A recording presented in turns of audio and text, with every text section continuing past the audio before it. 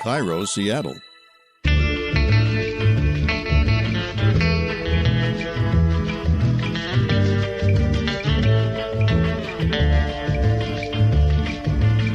I'm Rachel Bell, and this is Your Last Meal, a show about famous people and the stories behind the foods they love most. Today on the program, actor and comedian Lauren Weedman. Lauren played Doris on the HBO show Looking. She's had roles on Curb Your Enthusiasm, New Girl, and Arrested Development. She was a Daily Show correspondent. She's written and starred in 11 one-woman shows. And perhaps my favorite credit of all, she hosts The Moth in Santa Monica, a storytelling event. Oh, God, I love The Moth. It's so good. It's so good. I want to go to Lauren's event. And Lauren and I had this kind of explosion of a conversation. It went all over the place. And while I was having this conversation with Lauren, it felt super fun and super witty, but it is a little bit kooky. So I hope you guys will enjoy it as much as we enjoyed being in it. Lauren has always had a complicated relationship with food. So she pretty much never eats the dish that she chose as her last meal. Like, out of fear of what? Like, of gaining weight? Like, am I truly at this age? I'm 50 years old, and I'm a grown-ass woman who's like, well, I would have this amazing meal that sounds incredible, but I don't want to feel fat tomorrow. Like, that's an awful way to live when you know could be dead by Thursday. But Lauren loves pad thai, which, by the way, I have to make a note. I've always called it pad thai. Most of the people I interviewed for this episode called it pod thai. I don't know what to call it. I went on Google and I did, how do you pronounce this? And it was sometimes pad thai and sometimes pod thai. Really? Yeah. So, I interviewed a woman from Thailand who said pad thai, so maybe that's the right way. I don't know what to do. This is like me lecturing people about hummus. Because they call it hummus. I'm like, I don't know how to do this. So anyway, you're going to hear me saying it both ways throughout the episode. So deal with it. I also don't know if it's Padma Lakshmi or Padma Lakshmi. Same thing. I hear people saying it both ways. So we're going to get through this together. If you know the correct pronunciation for pad thai and Padma, please let me know. Pad thai is arguably the most popular Thai dish in America. But how does it fit into the culinary landscape of Thailand? I chat with Panchari Kawampungchat, PK for short, and her husband Wiley Frank, owners of Little Uncle, which is one of the best Thai restaurants in Seattle. So most Thai restaurants in the States have the exact same menus. You know the menu. It's the same noodles, the same curries, the same stir fries. But Little Uncle celebrates food from different parts of Thailand. And they serve a very Thai style of pad thai. A food that doesn't have quite the same popularity as it does here. It's not easily found in Thailand. You have to know what street and, what neighborhood. Every neighborhood would have it. You just don't know where they're at. And I chat with Carrie Brunson, who left her career as a professional ballerina to pursue a career in food. Carrie now co-owns Juice Box Cafe and an ice cream shop called Frankie and Joe's in Seattle. A lot of dancers spend all of their time thinking about dance in the evening, etc. I didn't think about dance. I thought about food. All of that coming up. But first, my interview with Lauren Weedman. Okay, I don't even know where to start, but I love these notes that I got here. Okay, I think a good opening is, to talk about your relationship with your mother. It's just kind of a... Oh, yeah. You lay down on the couch. So you were adopted. Yeah. And your name, I love this, your name on your birth certificate is Tammy Lisa. I always say birth certificate, but again, I'm so full of lies and they trip out of my mouth so quickly. I was told by my birth mother, by Diane, and I know my birth parents. I met them when I was like 20. I was told that when I was born that this like 8-day time period where I wasn't bought yet, they were allowed to put a name on a birth certificate, and my birth mother chose the name. I think she chose Lisa, and then she called her boyfriend or whatever, the guy she knew from the back of the car. And he got to give a name. He chose Tammy. And so when she told me that, which was fairly recently, I was like, oh my God, it could have been Tammy Lisa. Like, I'm this far away. And at the time she told me, it felt so appropriate that I could have been Tammy Lisa. My dentist had just told me about my overbite. He was like, if you don't get adult braces, your profound overjut is going to overtake you. And I was like, dang, like Tammy Lee should be here. Like everything felt so, I don't know, being divorced for the second time and smoking into my eggs, not smoking, but ashing into my eggs. Oh, okay. Doing it with a cigarette. Your felt ovary like eggs? Yeah, exactly. Yeah, no, or okay. my Oh, I don't know why that's the first thing I thought of. that I was thinking smoking a cigarette and putting it into my ovaries. I was thinking like I don't know what I was thinking. No, I get you old. You're like, oh, everything's going. I'm just Tammy Lisa. My ovary eggs are all dried up, and I'm smoking. That's even better. You just made that Well, whole that's what I was thinking. richer. Was like, oh, if I wanted to have another child, I just Right. have my eggs on the table, and then I'm Right. just ashing into them times a ticking. Right, that's Oh, much classier. Chicken really. eggs. Yeah, exactly. As if I'm like Chicken- sitting at the table Yeah. with my cigarettes, going like, "Guess I could have been Tammy Lisa. I might as well have been Tammy Lisa." But I'm telling you, the eggs make it sound a bit classier. I think so too. Thank you Yeah, for that's that. what I am. I'm a purveyor of class. Yes, and you that's how help, most like- people would describe me. Okay, so we just learned about Tammy Lisa's mama, Lauren's birth mother, but now our therapy session continues as we talk about the mother that she grew up with. Your adoptive mom, though, was a ballet dancer. Yes, yes. Her lunch was just like licking a rice cracker. Like she was very, very into how she was always under 90 pounds. And it's like, Wow. and she was just constantly so very careful with food. And I was like gaining weight. As soon as I hit puberty, I was hiding Little Debbie snack cakes in my closet. Nice. Right. So I could, help fill in after the rice cake lunch. Odd to have a mother that was so teeny and so food obsessed, not in a real soulful way, in a more ballet way. So how did that influence you in the way that you ate? I would hoard food. Like I would get really, I would do this thing with the Little Debbie snack cakes. That's how I remember it, like starting, where I was always starving watching her eat. We would have like a sandwich, God forbid, if she had like a hamburger from Steak and Shake, or Steak Burger to be more specific. She would be like, I'm just going to eat half because I couldn't possibly eat anymore. My stomach wouldn't be able to handle it. And it was always like for my sake or something, like I can't eat like a person of your size. Or she wouldn't say that so directly, but I'd always make a display about what a tiny little bird appetite she had. As she was just saying that to me, I feel like I was starving. As if I was like, I want more. I want more. I was always hungry. And so I would sneak food. Or she would come in the evening sometimes, like where the family's like all watching TV. And she's like, well, I had some ice cream for dessert for everybody, but somebody ate it after school.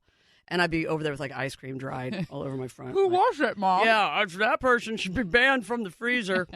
I definitely was more food obsessed for a while. And then was on a ton of different diets too. Like I was on like Weight Watchers and Nutrisystem and things where there was all these different, I had to go to a hypnotist at one point. And the hypnotist like would take me through these visualizations of like walking on the beach and a beautiful woman in a swimsuit comes up to you and offers you, and that beautiful woman is like your goal weight, whatever you've said, she's a beautiful woman of 130 pounds and offers you a donut. And then she throws up on the donut. What? Do you still want, yeah, they did this like aversion thing of like offering you the one thing. I know that that didn't work because when I Googled you, there was a picture of you eating a donut in Portland. So that one didn't work. No, it made me want it more. Not with the throw up, obviously, because that was like the one food that I was so like, what's your favorite food? I was like, I love a donut. But that didn't work. I gained weight going to the hypnotist. Also because it was across the wow. street from Wendy's, which was also a problem. I was in the Midwest. When Lauren eventually moved to Los Angeles, she found herself in another tedious food environment. LA eating to me is like, can I just put an IV in and take this vitamin and be done with eating? Like it's so soulless. Well, you lived in Seattle for a long time, and then did. you moved to LA. So was that kind of like coming home in a way? Like, oh, I'm going back to the way my mother ate. I'm living amongst people who are always on a diet. Yeah, it's really, I moved from Seattle to Amsterdam. No, I did not. Oh my God, all of a sudden, here I go with the lies again. I know. I'm just like, I lived on an airplane for 9 years, I think. I went to Seattle, New York, and then I went from, Well, that is New Amsterdam. oh, that's so true. So, Yeah, that's okay. probably why you thought that, because you You're like to call right. things by their old-timey names. Yeah, I do that. You're right. Thank you for helping me You're realize welcome. that. Well, in LA, actually, when I first got there, when I first visited, I remember people ordering this one pizza that just came with a crust and then a salad on top. And everyone was so excited because it was so great. They were just like, this is so, I don't even miss it. And I remember being like, oh my God, I feel like I'm being punked or something. Like everyone's acting like this is so delicious. Or these fat-free muffins that everyone was eating. This is way back when like fat-free was a big thing. Like late 80s, early 90s? Kind of 90s, exactly. Okay. I first visited. I didn't move there. I was visiting there. And I thought every food I ate had nothing to it. It literally was like, I can't believe how good it is to like chew on this piece of cardboard. And everyone's Yeah. like, it really tastes amazingly like food. And now that I'm there, actually I'm thinking about coming to talk to you. I was thinking about I kept thinking about how soulless my eating and food has become in LA. Like it really doesn't have. That's so sad. It is sad. Oh, there's Yeah. so much sadness. No, because it's all about just trying to get try to live long and live well and be perky and Yeah. like be thin and be feeling healthy, but not really the whole thing of like sitting down at the table or ever eating pasta, God forbid.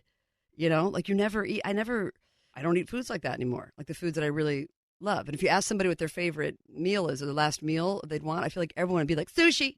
Yeah. It's interesting, though, because the Los Angeles food scene has gotten way, way, way better. And now, I mean, some people think that it's the best food scene in the country, even better than New York. After Jonathan Gold, who just died. Oh, right? So sad. That was really sad. Yeah, I loved him. Me too. And my ex-husband was way into finding food places. He was completely in the know about how amazing LA was food-wise. But he was also a non-drinker at the time, so he chose all the restaurants that didn't have alcohol, which was always, sometimes it would be some of the better restaurants.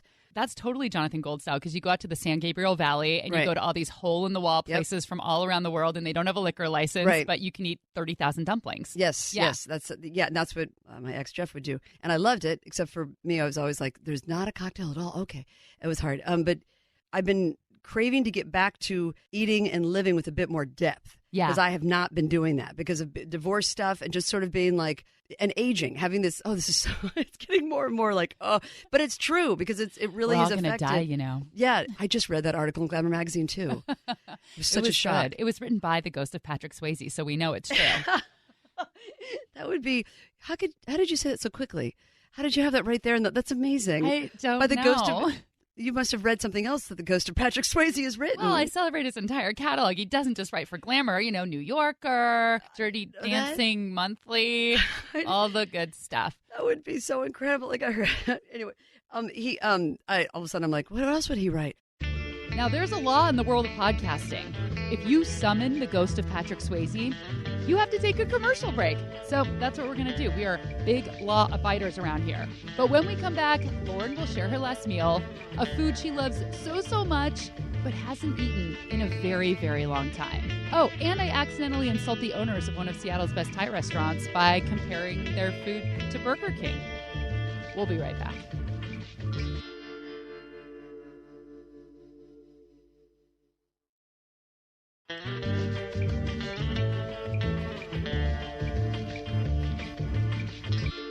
We're back. Make sure you're subscribed to the podcast. It's called Your Last Meal. Did you know that? That way you get episodes as soon as they drop. Like my episode with Kyle MacLachlan, which is coming up in a couple of weeks. Kyle played Agent Dale Cooper on Twin Peaks. And after his line, "This is a damn fine cup of coffee," became a cult classic, Kyle rarely pays for a cup. People do like to buy me coffee. That is very true. If they recognize that I'm there. So that's coming up in 2 weeks. But right now, we're going to hear what Lauren Weedman's last meal would be. First thing I thought of when I read your question was pad thai. And I don't remember the first time I had it, but I do remember that it was in Seattle. There's so many Thai restaurants here. I was assuming it was in Seattle. Seattle. It was. Yeah. I wonder, why is there so many Thai restaurants here? I don't know. This is going to just, I don't know, goodbye sleep for the next week. I'll just be obsessed. But that's the thing with this podcast is I will look into that. Oh my gosh. Yeah. I love it. Life is a process. Mm-hmm. That's awesome. Because I am actually of the age where I care about that kind of stuff, where I can keep listening before I'd be like, who cares? Just like pass the wine. I lived in Amsterdam before I lived in Seattle, and in Amsterdam there's a lot of Indonesian food, and I love that. And I think it was just having exotic spice coming from Indianapolis, where at the time growing up in Indiana, the ethnic food was Mexican. I don't believe it was all that, authentic. It was very, Taco Belly, let's say. And then to be little Indonesian food, just to have any kind of intense spice to me was euphoric. Like it was a high, like that high of spicy food that I'd never experienced. I had it here, and I believe there was a place that was it was a walk-up kind of deal. It was downtown, and it was I just thought it was the most amazing food I'd ever had, and it was so comforting because it was also sugary, because I've still got the sugar thing, which everybody's always like, well, you know how bad sugar is, and I'm like, I know. Come at me. I'm not scared of you. And I just thought it was the perfect, comforting, amazing, delicious food, and I still think and I never have it anymore. I think that's the thing, too, that I'm like, why? And I'll think about having it like before a show. It's where I need to sort of carb load before I'm performing. Yeah. And even then, I'll be like, well, that could be really heavy. And that was such a bummer to me. Like when I was thinking about this answer, I'm like, are you telling me? Like out of fear of what? Like of gaining weight? Yeah. Like am I truly at this age? I'm 50 years old and I'm a grown-ass woman who's like, well, I would have this amazing meal that sounds incredible, but I don't want to feel fat tomorrow. Like that's an awful way to live when you know could be dead by Thursday. I think, too, with the pad thai thing and the food thing is that because I had weight, I used to be overweight, like 50, 60 pounds overweight. So I had this weight problem, but it was never, I thought it was about food, but it wasn't about food. It was one of the things about my relationship with food. And I had such a bad relationship with food because of all the dieting growing up. And then the diets were never real food. Like I was on this weird fake food stuff. This Nutrisystem had some weird, did a lot of that kind of eating. And so my body was so off. And then I got to places where people actually ate, and they were so freaked out by how I ate. So I had yet to experience being an adult who could enjoy a meal. Lauren Weedman wants to enjoy food again. She wants to make eating a soulful experience. And for her last meal, she wants pad thai. Lauren and I both wondered why there are so many Thai restaurants in Seattle. If you don't live here, let me tell you, they are everywhere. And according to a 2014 Seattle Times article, which is the most recent statistic that I could find, Seattleites ate more Thai food than pizza. We ate more Thai food than Chinese food or sushi or Italian. In fact, the only cuisine more popular than Thai in Seattle is Mexican food. According to the Washington Hospitality Association, there are 110 Thai restaurants in Seattle, which is about 4 times more than Boston and 3 times more than Denver. But it is not because there are a lot of Thai immigrants here, which is what I thought. There are only about 1,200 Thai people living in Seattle, which means there is roughly 1 Thai restaurant for every 11 Thai people living here. I did research, I asked around, and I still have no idea why there are so many Thai restaurants, which is frustrating because I want to give you answers. That's what I do. I get questions, I give you answers, but you know what? Not all questions lead to answers. Like, what happens after we die? We don't know that. Are Ernie and Bert gay? Sesame Street says, stop asking. We don't want to talk about that. I've been wondering if my cat thinks I'm her mother or her friend. I will never know the answer to that question. I want to know if my cat thinks about me when I'm gone. Hi, welcome to Cat Talk, a podcast about me and my cat. But the point is, who cares why there are so many Thai restaurants in Seattle? We should all feel #blessed and #grateful that we have so much access to so much pad thai. Oh, hi. Hi, guys. It's me again, Rachel Bell. But not the Rachel Bell you were just listening to. No. This is future Rachel Bell. I recorded that last segment and every other part of this podcast about a week ago. And the day before this episode was set to go live, I freaking figured out why there are so many Thai restaurants. Not just here in Seattle, but in the United States as a whole. So remember 5 seconds ago when I said, who cares why there are so many Thai restaurants in Seattle? I care. I care deeply. But I'm going to make you wait a little bit to get the answer. We're putting together a mini bonus episode that will air next week. The story is so interesting, it deserves to be explored properly. And not only will you learn why there are a ton of Thai restaurants in America, despite the fact that there are only a relatively small number of immigrants, but you're going to learn why most of the menus at American Thai restaurants are pretty much exactly the same. So keep an eye out for next week's bonus episode. All right, future Rachel Bell is going to go back to the future, in my DeLorean, of course, and past Rachel Bell will take it from here. Today, I'm going to talk pad thai with PK and Wiley Frank, the owners of Little Uncle, which is a Thai restaurant in Seattle. Their small 12-item menu features dishes from all over Thailand. Our restaurant is based on what we would like to eat ourselves, so creating the recipes to feed the masses that way. So it's not like regional. It's more of what we would want to eat and keep eating and craving. PK moved to the States from Thailand when she was 9 years old. And about 10 years ago, when the recession hit, they decided to spend a year in Thailand and do a deep dive into the food there. Wiley was a chef before they left, and when they came back, they opened Little Uncle. And part of what sets them apart from other restaurants is that they use so many fresh ingredients. They crack open coconuts for their cow soy and painstakingly squeeze the juice from tamarind pods. I heard a rumor a few years ago that a lot of Thai places use ketchup instead of tamarind in pad thai. Is that true? I have no idea. Well, a lot of restaurants who make pad thai sauce, the owners do that in their secret room. It's like a top secret sauce. I have no idea. We are not top secret with our sauce because it's labor intensive. I'd rather pass it on for someone to squeeze the tamarind pod. So talk about how you make your pad thai. Why do you want to take that? PK talked about the gentleman in her hometown that makes pad thai that we kind of base our recipe off of, or at least inspired by it a little bit. It's very simple. I can just name all the ingredients right now. It's freshly squeezed tamarind, palm sugar, vinegar, salt, and that's about it. Of course, there's other ingredients that go into it as you're making it, but that's the sauce. It is on the little simpler side, I'd say, but it's the ingredients that kind of make it special, I think. And then the other additional things that we put in it while we're cooking it, shallots, preserved turnip. It's kind of these little salty bits that people don't necessarily notice it when they're eating it, but it's there. We get some nice organic eggs from Camino Island and tofu that's made down the street from our restaurant at Northwest Tofu Incorporated up on Jackson, and some sprouts, garlic chives. What else? That's about it. One of the fun things about ordering at your restaurant is getting those little packets of the peanuts and the palm sugar. Is that what it is? Palm sugar? We use organic sugar and roasted peanuts and peppers. Traditionally, if you had pad thai in Thailand or in restaurants, they would have all that on the side, so you can add as much as or as little as you like. So if I was going to have the pad thai, I'll slowly add the peppers, the sugar, and the lime. And then I'm like, oh, I need it hotter. And by the time they end my plate, I added so much peppers that I'm sweating, and every bite just becomes a richer bite. There is something satisfying about doing a little bit of it yourself. It's like you don't know how to make it at home, so you want someone else to do it for you, but then you get to have it exactly how you want it. Right. Kind of like a Burger King. I've always thought that Little Uncle was synonymous with Burger King. Have it your way. That's a push. That's a push. And unlike your neighborhood Thai joint that asks if you want chicken, pork, beef, or shrimp in whatever dish you ordered, Little Uncle's Pad Thai only comes with tofu. Traditionally, pad thai doesn't have meat. If anything, is shrimp.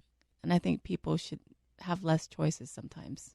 And just to serve something that we actually would eat ourselves and enjoy ourselves rather than, accommodating everyone's request, even though we think it might not be the best choice. Most people think tofu is gross, but since we're using Northwest tofu, they make it fresh and we get it fresh. It's delicious. It's soft. It soaks up the flavors of the tamarind sauce really well. The whole dish itself has its own complication with the simplicity of it all. Like, take it as it is. So you're not Burger King, is what you're saying, after all. Sadly, sorry. We work really hard not to be like Burger King. We say no a lot to people. You do? Yeah, we do. On the menu under Pad Thai, there's a little paragraph that says, "We do not add chicken to our Pad Thai. We do not have a star system. We give you peanuts, extremely hot roasted chilies, and organic sugar on the side to season your Pad Thai. Why sugar?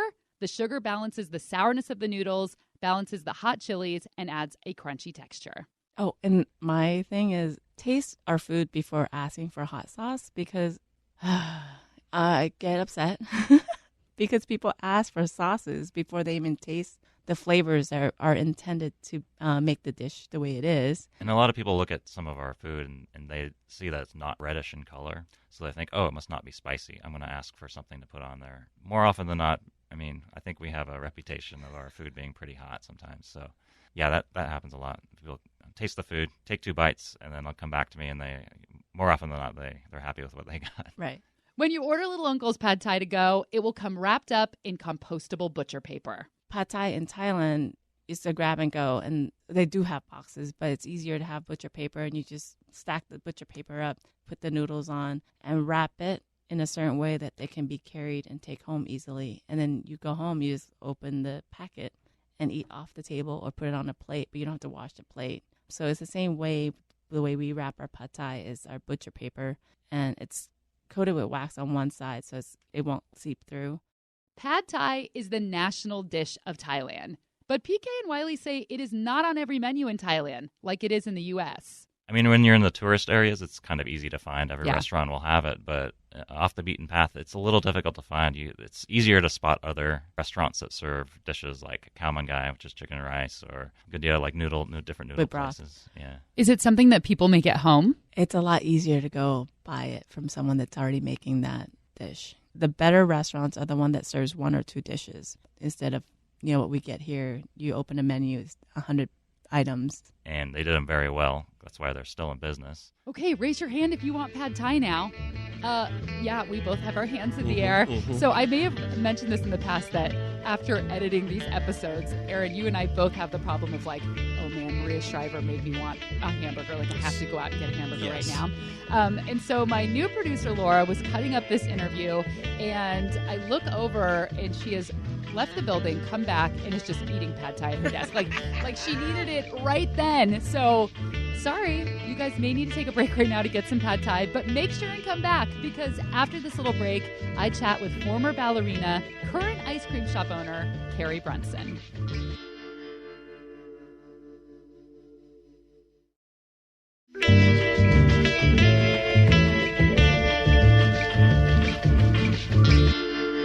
At the beginning of this episode, we learned that Lauren Weedman was raised by a former ballerina who ate like a bird and strived to stay below 90 pounds. And I feel like that's a pretty accurate representation of the stereotypical ballerina. But I want to tell a different story. This is the story of a professional ballerina who loved food so much, she quit ballet and opened a restaurant and an ice cream shop. So about 10 years ago, which is probably about the time that PK and Wiley were roaming Thailand looking for new recipes, everybody had a food blog. It was basically the law. It's just like now it's the law that everybody has to have a podcast. I had a food blog with a really stupid name, and I looked and I Googled online, and it still exists.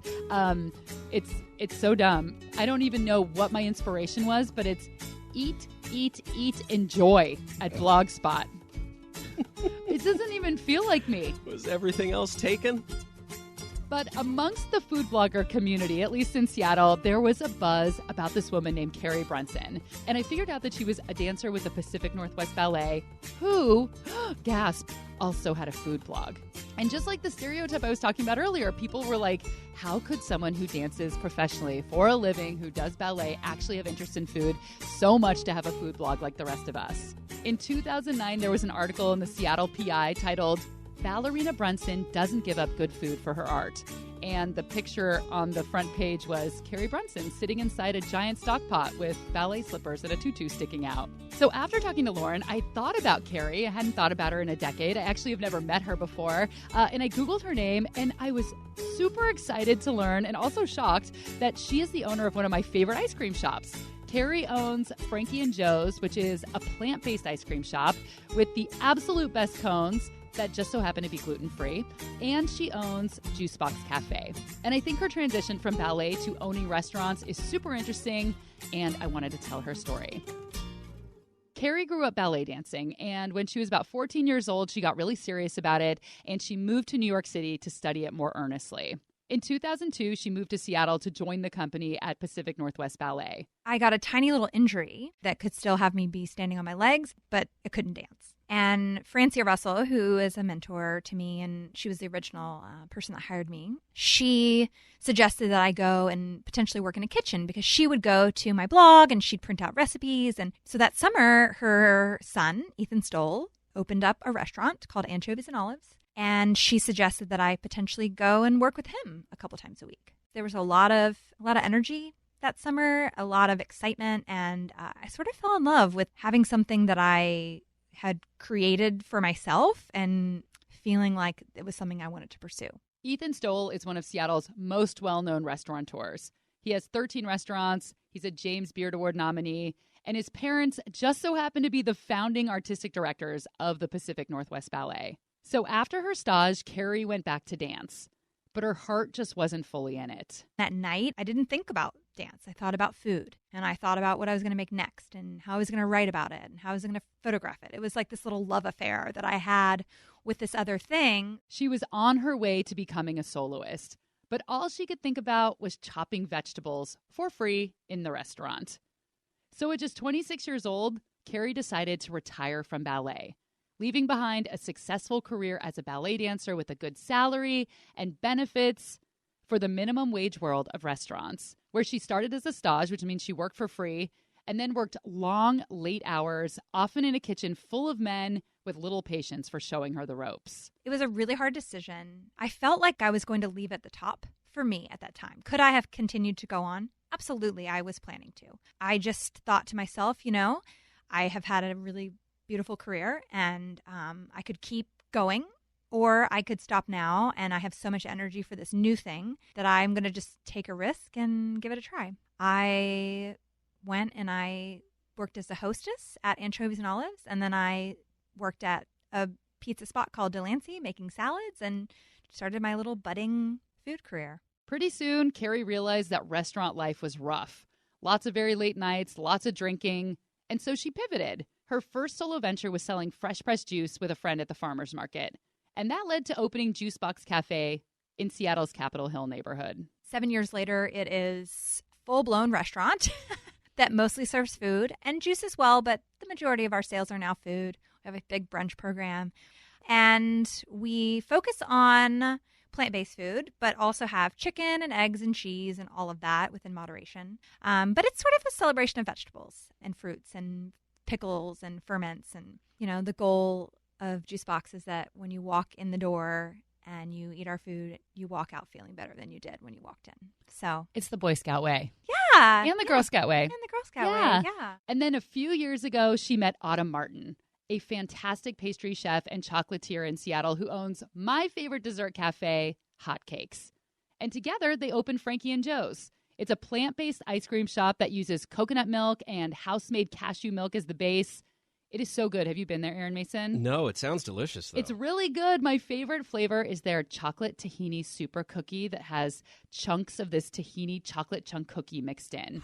I live down the street from one, and it's probably like the place I eat ice cream the most. Yeah. And so whenever I'm telling people, I feel like I always have to add this little addendum because people are like, oh, it's gluten-free and plant-based. And I'm like, no. You wouldn't even notice the difference. Yeah. If you didn't know, it's not like you're going in and you're like compromising on ice cream. Absolutely not. It's so good. When they wait in line and they're going for the first time, people just have this assumption it's not going to be as good. So we have to work even harder to win them over. And so far, I think it's working. So that is Carrie now. Let's go back to the ballerina years. I think there are a lot of stereotypes. I don't know how true they are of the way that ballerinas eat. Yeah. Maybe not eating as Sure. much. What was it like in general, especially when you were away from home, like the Yeah. culture?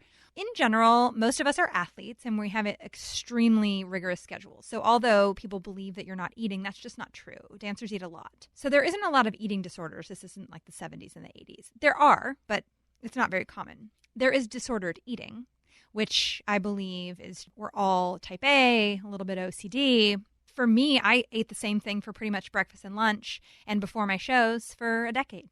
What did you Because- eat? Oh, I could go through the whole thing, but it would sound a little crazy. I'd rather not do that. Okay.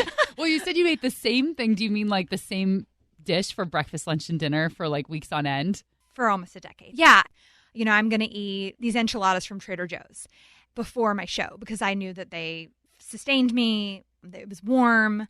I knew how long it take to prepare, and I knew that it wasn't going to hurt my stomach because you don't want to have gas or bloat. So you wouldn't want to introduce something that's brand new into your body. I'm surprised it was enchiladas. I wouldn't imagine that would Well, be like a pre-show food. Yeah, I also, Trader Joe's had a lot of things that felt like I was getting a complete set of protein and carbohydrates and fat and salt. I wasn't eating lots of vegetables because that roughage would hurt your stomach, right? Oh, So you're yeah. wanting things with like complexity to them. So you said that there weren't like a lot of eating disorders and all of that, but like what was the general relationship to food? Like when you were living away from home and Yeah. you're eating in the cafeteria, I mean, was food something that people talked about a lot or was Of it more of a course. fueling? Yeah, especially women, it is one of the most challenging things to sort of go through puberty while you're wearing leotard and tights. It was really hard for me. I was such a scrawny, thin little child with a very high metabolism.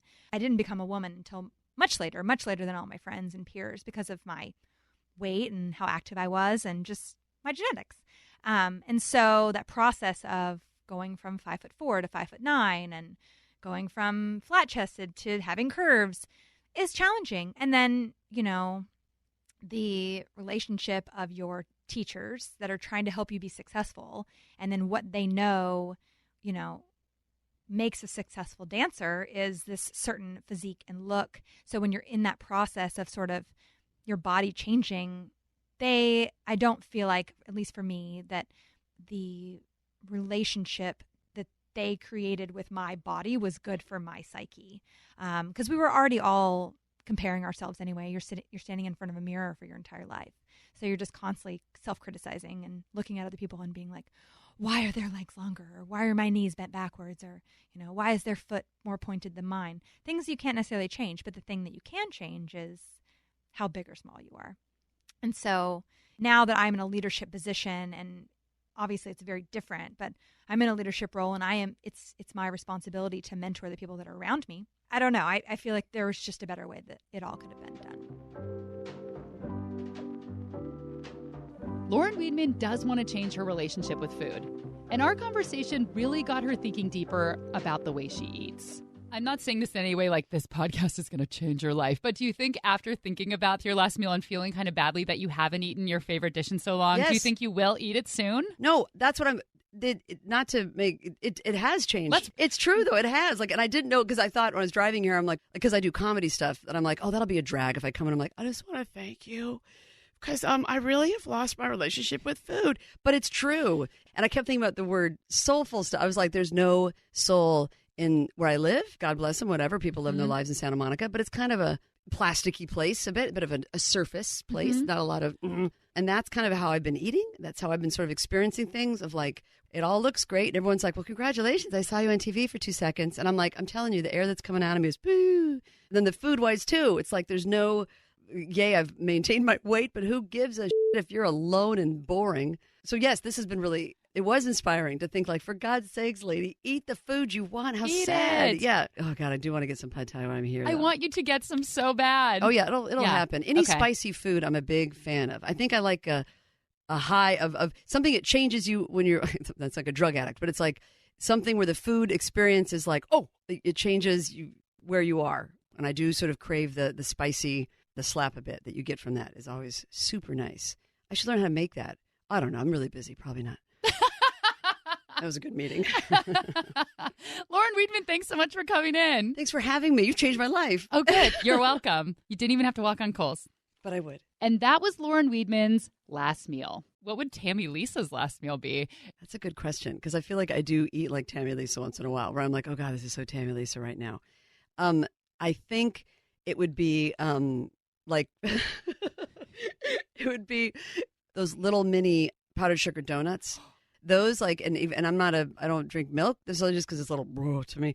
But that with like dipped in some milk or something, just I would have Coffee just is eat good. like that's even better. Yeah. Just a roll of those, I think, would be amazing. And then Tammy Lisa would take all the powder that fell on the table and she'd like put it into lines and snort it. Totally. Yeah. Yum. Yeah, exactly. Oh, The full that sounds- experience. Oh, that's so sweet. You did make it a full experience. I Yeah. And then her did, yeah. tube top flips up. Yeah, totally.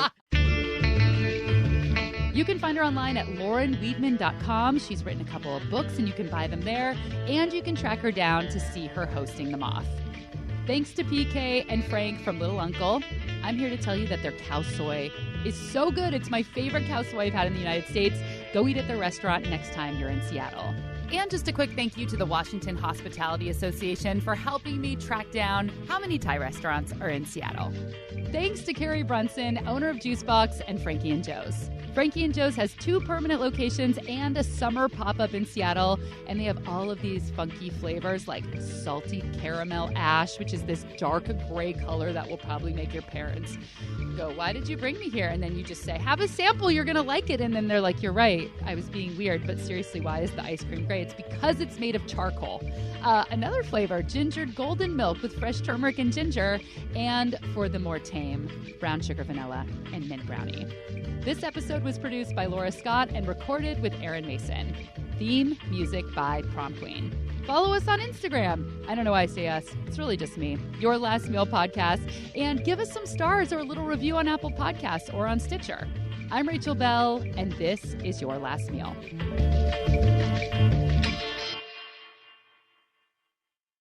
And thanks to Carrie Brunson. Yes. When you order Little Uncle's Pad Thai, I just keep saying uncle. It's like little uncle, little uncle, little uncle, little uncle. So this is the story all about how my life got flipped upside down. Okay. What is the lyrics there? This is the story of about how my life got flipped, turned upside down. Flip, turn. Okay, not flip, flooped. All right.